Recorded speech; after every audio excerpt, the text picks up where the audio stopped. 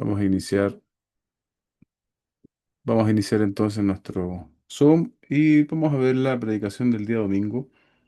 Em, Algunas cosas que es bueno también que sepan o que recuerden que estas enseñanzas están en el marco general de ser llenos o controlados por el Espíritu Santo, ¿ok? Ese es, digamos, el marco. Por lo tanto, cuando hablamos de sometimiento en el caso de la mujer, y amar a las esposas en el caso de los hombres, esos son características de personas controladas por el Espíritu Santo. Es lo que Pablo espera de los efesios y es también lo que Dios espera de los creyentes de cualquier época, incluidos nosotros.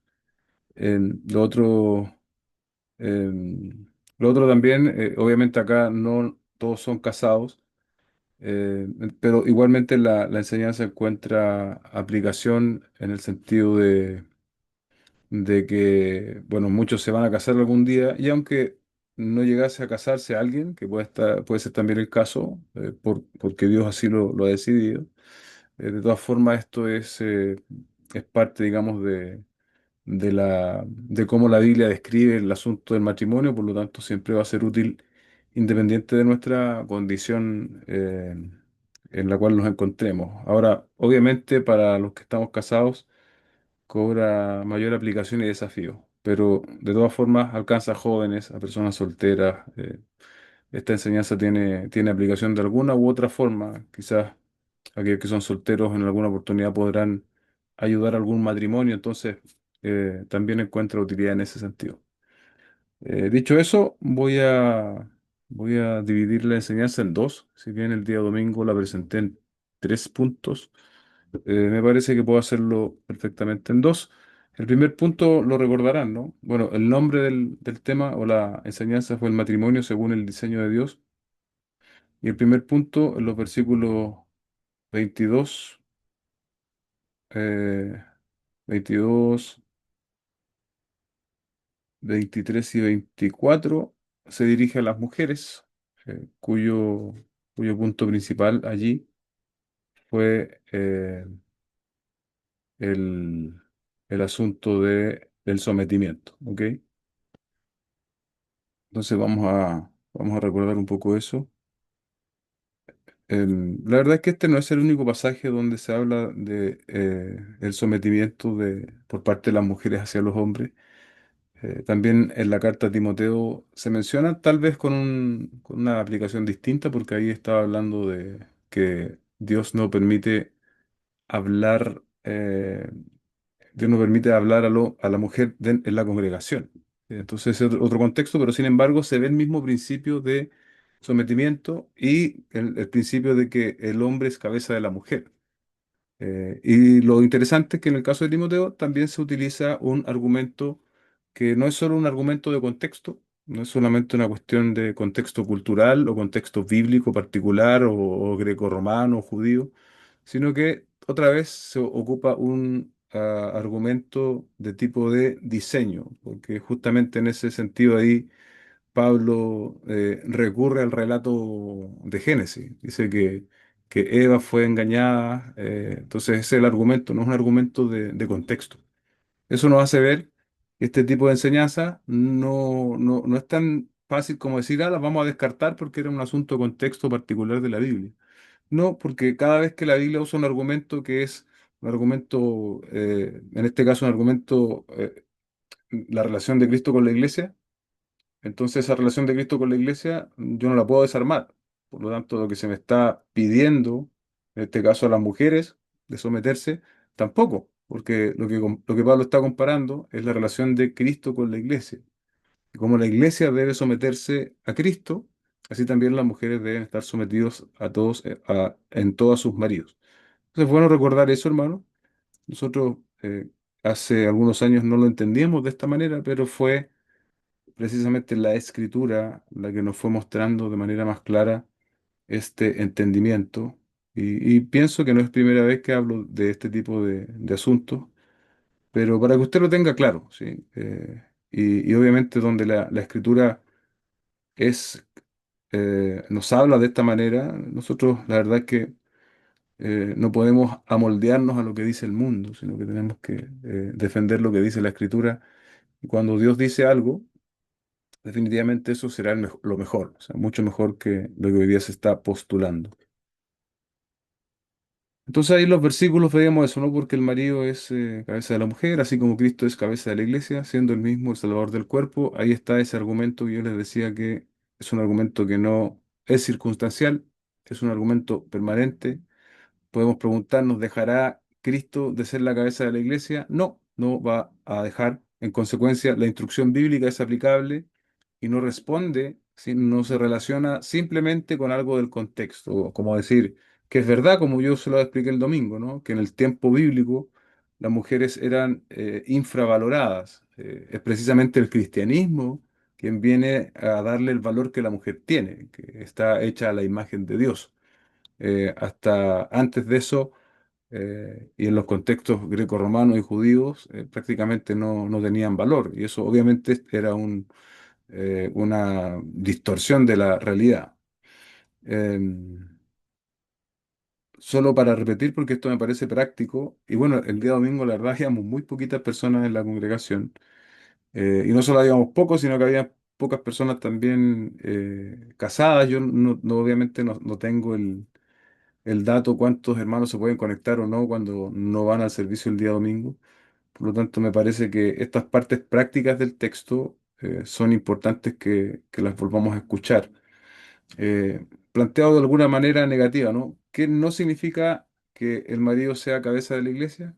Bueno, eso no significa que el marido es un dictador, en consecuencia, tampoco significa que la mujer deba soportar malos tratos por parte de su marido. Dios por ningún motivo va a estar de acuerdo con eso. Por lo que les dije antes, la mujer tiene la imagen de Dios y la mujer cristiana aún más ha sido redimido por la misma sangre que ha sido redimido un hombre, por ejemplo. Eh, Tenemos el mismo valor delante de la presencia de Dios, pero unas distintas funciones complementarias que conducen a una armonía perfecta. Cuando el hombre ama a la mujer como Cristo ama a la iglesia y cuando la mujer se somete a su marido como a Cristo, eso produce una armonía perfecta que no va a poder ser mejorada por ningún pensamiento, filosofía de este mundo. Y eso nosotros lo tenemos que entender y tenemos que, iglesia, también vivirlo. El marido para esto, ¿no? Debe ser la cabeza como lo es Cristo de la iglesia. Y ahí también encontramos ese desafío, ¿no? Eh, ¿Cómo se ve la iglesia, cómo nosotros como iglesia vemos a Cristo como nuestra cabeza y no tenemos dificultad en someternos a Él? Porque Él nos ha demostrado, ¿no? Su amor, su misericordia, su gracia a través de su obra de redención. Ahora, los hombres tenemos que hacer un símil de eso, ¿no? Entonces eso debiese provocar en las mujeres que sin mayor dificultad también ellas puedan someterse a sus maridos. Esto no quiere decir, y lo dije antes, ¿no? Que el hombre, en el caso del hogar, sea quien toma las decisiones de manera arbitraria y como sin consultar, ¿no? Siempre está este aspecto, ¿no? De la ayuda idónea que significa la mujer, y los varones tenemos que saber escuchar a nuestras mujeres, tenemos que saber oír también su perspectiva, y muchas veces esa perspectiva incluso va a modificar la nuestra y nos va a llevar a darnos cuenta que estamos en un error para tomar decisiones. Porque finalmente es eso, hermano. Cuando uno empieza, bueno, pero ¿en qué tiene que someterse la mujer a su marido? Son decisiones que son importantes para la familia, son importantes para los hijos, para la economía, indudablemente también decisiones espirituales van incluidas allí. Entonces, en el cambio, en el gran aspecto que involucra la vida familiar, el que va a ser responsable delante de la presencia de Dios de las decisiones es el hombre. ¿Ok? Él es la cabeza, él es llamado a decir finalmente cuál va a ser la decisión. Pero no es como un líder, como un dictador que no escucha, sino muy por el contrario, porque si no escuchara, estaría también pasando por alto el diseño armónico que Dios le dio y la posibilidad, ¿no? de tener a alguien a tu lado, una ayuda idónea que te va también a dar una perspectiva mucho más amplia de la que nosotros podemos tener. Ahora, respecto de las mujeres, ¿no? Eh, este sometimiento debe ser voluntario, debe ser libre, debe ser gozoso. ¿Por qué? Porque se muestra la analogía de Cristo con la iglesia. Yo se los decía antes. Debe ser de esta manera en vista de la obra redentora del Señor Jesucristo. Ahora también la mujer, al ver a su marido, también debe ser voluntario, debe ser libre, debe ser gozoso, porque también está enfocada en Cristo. Eh, Algo que yo no mencioné el día domingo, pero creo que lo había dicho en alguna oportunidad antes, comentando este mismo versículo.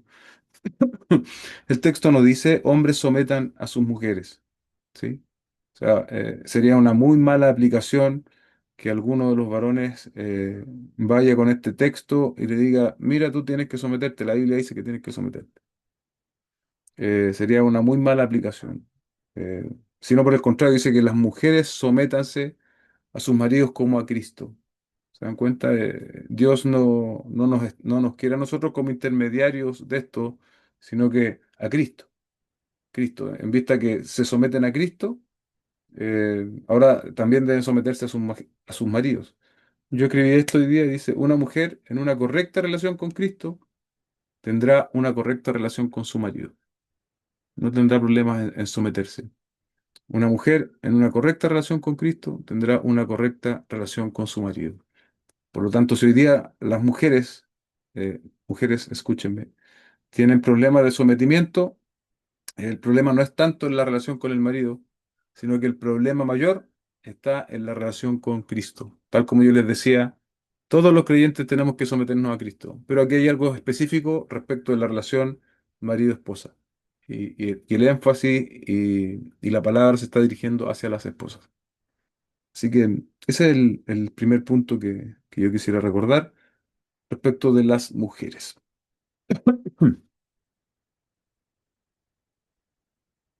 Estoy solo hoy día, ¿verdad? Parece que sí. No están los muchachos.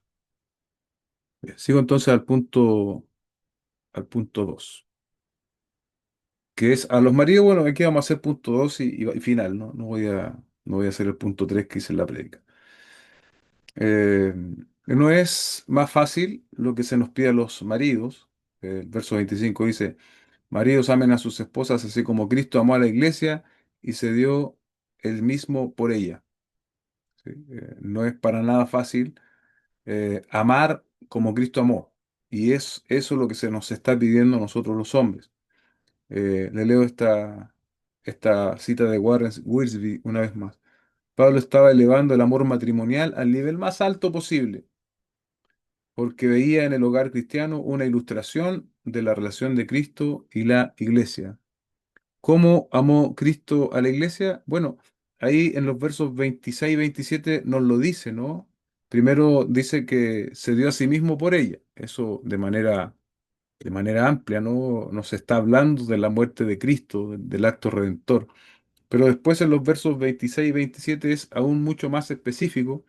Yo podría haber predicado también el 26 y el 27 y haber empezado a hablar qué significaba santificación, purificación, lavamiento del agua por la palabra.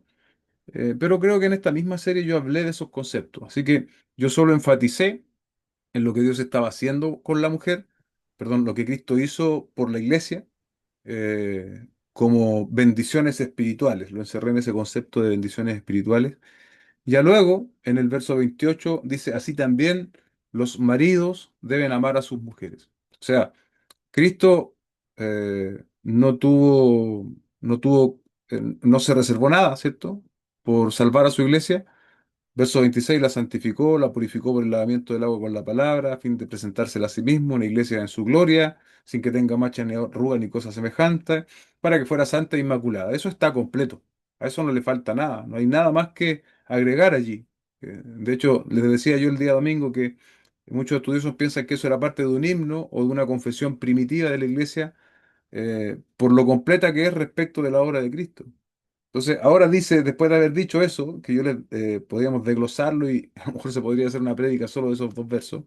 pero no es el énfasis de Pablo, por eso yo no quise enfatizarlo tampoco. En el verso 28 nos dice así también los maridos. eh, así deben también los maridos amar a sus mujeres. Por lo tanto, el énfasis, ¿no? Allí es precisamente de esa completa bendición espiritual. Y ahí pone la responsabilidad no solo en asuntos de sostenimiento, no solo en asuntos de cuidado que el hombre se supone debe tener hacia la mujer. Recordamos, ¿cierto?, cuando nos casamos en el registro civil, lo que uno dice allí, ¿cierto?, en salud, en enfermedad, se repite también a veces en las ceremonias religiosas. No es solo eso para el marido cristiano, sino que es también el ser un canal de bendición y de edificación espiritual para su esposa y para su familia. Y eso obviamente, hermanos míos que están escuchando esta noche, es una gran responsabilidad que no se puede improvisar y obliga a que nosotros estemos constantemente buscando de Dios, buscando su palabra, orando, porque en definitiva no podemos dar lo que no tenemos.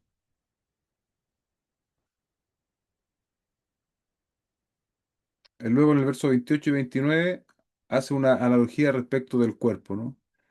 Así también, maridos tienen que amar a sus mujeres como a sus propios cuerpos. El que ama a su mujer, a sí mismo se ama, porque nadie aborreció jamás su propio cuerpo, sino que lo sustenta y lo cuida. Ahí añade más el apóstol Pablo y complementa este concepto de sustentar y de cuidar y lo refleja en el propio cuerpo. Tiene que haber una unión tal del hombre con la mujer, ¿no? Que llegan a ser uno y en el concepto aún del hombre, eso tiene que ser mucho más claro aún, porque tiene esa misma responsabilidad de cuidado que nosotros tenemos sobre nosotros, sobre nuestros cuerpos.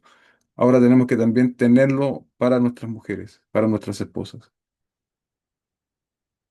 La meta, podríamos decirlo, hermanos, es hacerlo desde lo cotidiano, desde el día a día, amar a nuestras esposas como Cristo amó a la iglesia, sustentar y cuidar a nuestras esposas como cuidamos nuestro cuerpo, desde lo cotidiano, desde lo diario, hasta lo trascendente, ¿sí? O sea, en las cosas cotidianas necesarias y también en lo que trasciende. Ahí está incluido, por cierto, todo el aspecto espiritual. Recordemos primero los Corintios capítulo 13 y veamos allí las características del amor. Lo recuerdan ustedes, ¿no? El amor eh, tiene ciertas características que nosotros debemos considerar y ahora son también las que se nos están demandando a nosotros los varones. El amor, 13:4, el amor es sufrido, es benigno, el amor no tiene envidia, el amor no es jactancioso, no se envanece, no hace nada indebido, el amor no busca lo suyo, no se irrita, no guarda rencor. No se goza de la injusticia, más se goza de la verdad. Todo lo sufre, todo lo cree, todo lo espera, todo lo soporta. El amor nunca deja de ser, pero las profecías acabarán y cesarán las lenguas y la ciencia acabará. Am, qué importante es lo que nos dice acá respecto de las características del amor, ¿no? Y es eso en lo que nosotros tenemos que estar pensando, queridos hermanos, respecto de nuestra relación con nuestras esposas. Y cuando nosotros nos acercamos a amar así a nuestras esposas, de una manera sufrida, de una manera benigna, que no tiene envidia, que no es jactanciosa, que no envanece, que no hace lo indebido, que no busca lo suyo propio, la respuesta natural de nuestras esposas, cristianas, creyentes, va a ser que no van a tener problema de someterse. ¿Se dan cuenta? Porque hay una expresión genuina de amor como el que Cristo mostró por su iglesia. Entonces ahí se produce esa sinergia de estas dos características que se esperan tanto de la mujer como del hombre. Verso 31, por eso el hombre dejará a su padre y a su madre y se unirá a su mujer, los dos serán una sola carne. Ese concepto lo hemos explorado también bastante en el estudio de los días jueves, el concepto de una sola carne, y yo me acordaba hoy día de esta idea, ¿no? de estar juntos para, para buscar la madurez espiritual del otro. Porque en el matrimonio entramos en una intimidad que no se produce en otra relación humana, ni siquiera con los hijos. Entonces Dios nos ha dado, quienes estamos casados hoy por la gracia del Señor, el estar con una mujer o con un hombre en una relación que tiene el propósito de crecimiento mutuo. Y para eso, evidentemente, eh, hay que trabajar en un sentido de la palabra, ¿no? Y tenemos que soportarnos, tenemos que perseverar y tenemos que darnos cuenta de que uno al otro Dios nos ha puesto para que la imagen de Cristo sea formada en nosotros. Entonces ahí, por ejemplo, que en el matrimonio, mi esposa es la que mejor conoce mis defectos y es quien yo debiese sentir con mayor confianza de que ella me los haga saber y yo no sentirme ofendido ni acusado, sino que si es un defecto, voy a pedirle al Señor que me ayude a superarlo y eso se da en la relación del matrimonio, hermano. ¿Sí? Entonces, tiene que ver con lo que el autor Tim Keller lo relaciona con eso de santificar y todo eso, que es muy aceptado en ello. En el verso 33 ya viene a ser, bueno, el verso 32, eso es un gran misterio, ¿no? Esa unión de una sola carne. Dice, pero ilustra la manera en que Cristo y la iglesia son uno. ¿Sí? Y esa es también la responsabilidad grandiosa que tenemos los matrimonios, de ilustrar la relación de Cristo con la iglesia. Y ahí tenemos un papel los varones, también tienen un papel las mujeres. Em, Verso 33, en todo caso, cada uno de ustedes ame también a su mujer como a sí mismo y que la mujer respete a su marido. Ahí viene a condensar lo mismo que ya había dicho antes, que nosotros tenemos que considerar. Les vuelvo a repetir esta conclusión porque en vista de que habíamos poquitos el día domingo, creo que no está de más. ¿Qué significa someterse? Es dejarse de lado uno mismo por alguien. ¿Qué significa amar? Es dejarse de lado uno mismo por alguien, tal como Cristo se entregó a sí mismo por la iglesia. Por lo tanto, sumisión y amor son dos aspectos de una misma cosa, es decir, de aquel darse sin egoísmo, que es el fundamento de un matrimonio duradero y maduro, ¿sí? Eso es lo que nosotros debiésemos buscar, queridos hermanos. Así que vamos a orar para finalizar este pequeño resumen y algunas aplicaciones que pudimos ver. Padre, te damos gracias por la oportunidad que nos das de volver a esta enseñanza. Sé que aquí hay hermanos que no necesariamente son casados, están en otros estados civiles, pero entiendo que tu palabra siempre tiene una utilidad de alguna u otra manera, Señor. A quienes estamos casados, por cierto, esto nos desafía y nos pone en evidencia de que aún nos falta mucho y necesitamos, Señor, ser corregidos y también animados por tu palabra, Señor. El hecho de que no lo hayamos alcanzado no significa que nunca lo vamos a alcanzar o que no debiésemos seguir intentándolo. Así que aquí estamos, Señor. Sigue orando tú en nosotros. Ayúdanos a los matrimonios a poder reflejar la unión de Cristo con la iglesia. Ayuda a las hermanas, Señor, a someterse como a Cristo y a nosotros los varones a amar como a Cristo, Señor. Cuando el referente es Cristo en el matrimonio, eh, todo va a ser mejor. Van a haber problemas, van a haber dificultades, pero sin lugar a dudas se van a superar con este argumento espiritual poderoso, inquebrantable, que es un matrimonio siguiendo el modelo de Jesucristo. Te bendecimos y te adoramos. En el nombre de Jesús. Amén y amén.